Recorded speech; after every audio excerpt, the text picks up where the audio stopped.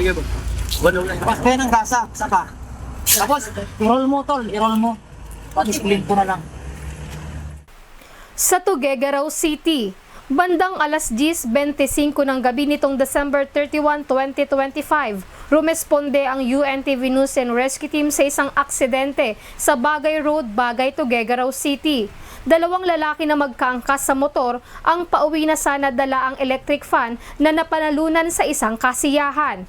Hindi sinasadyang nasagi ng driver ng motorsiklo ang isang tricycle na nakaparada sa gilid ng kalsada, kaya sumabit ang daliri ng kanyang kasama. Kaagad namang nilinis ng team ang sugat ng lalaki at nilagyan ng splint bago isinugod sa Cagayan Valley Medical Center para sa karagdagang atensyong medikal. Saan yun? Ito po, may deformity sa paa. Sa Daliri? left side. Hindi po sa daliri. Dito sa baba ng lalaki. Deformity po. Ito po. Ito po, deformity niya dito. Ito yung pain niya eh. Iniinda niyang pain. Oo. Kasi wala naman. Oo. Ito po ang masakit. Dito po banda. Kaliwa. Doon. Opo, left. Yun na nga po. Kasi dyan din yung may sugat eh. Sa Quezon City, nadaanan ng UNTV News and Rescue Team ang isang lalaking duguan ng mukha na nakahiga sa kalsada sa San Pablo de la Cruz Street, Barangay San Bartolome, Quezon City, bandang 1:30 ng madaling araw, January 1. Ayon sa nakasaksi, ang nasabing lalaki ay sumemplang sa sinasakyang motor at walang suot na helmet.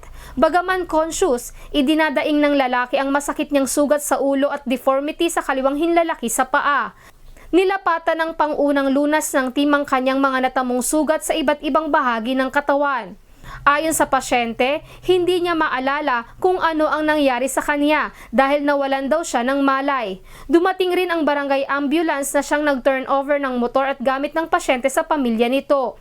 Agad na dinala ang pasyente sa Quezon City General Hospital habang patuloy na nilalapatan ng pangunang lunas at minomonitor ng team. Nagpasalamat naman ang magulang ng rider sa pagresponde ng UNTV News and Rescue. Sa mga nangangailangan ng agarang tulong sa panahon ng aksidente o sakuna, makipag-ugnayan po sa UNTV News and Rescue Hotline 8911 UNTV o 8911-8688.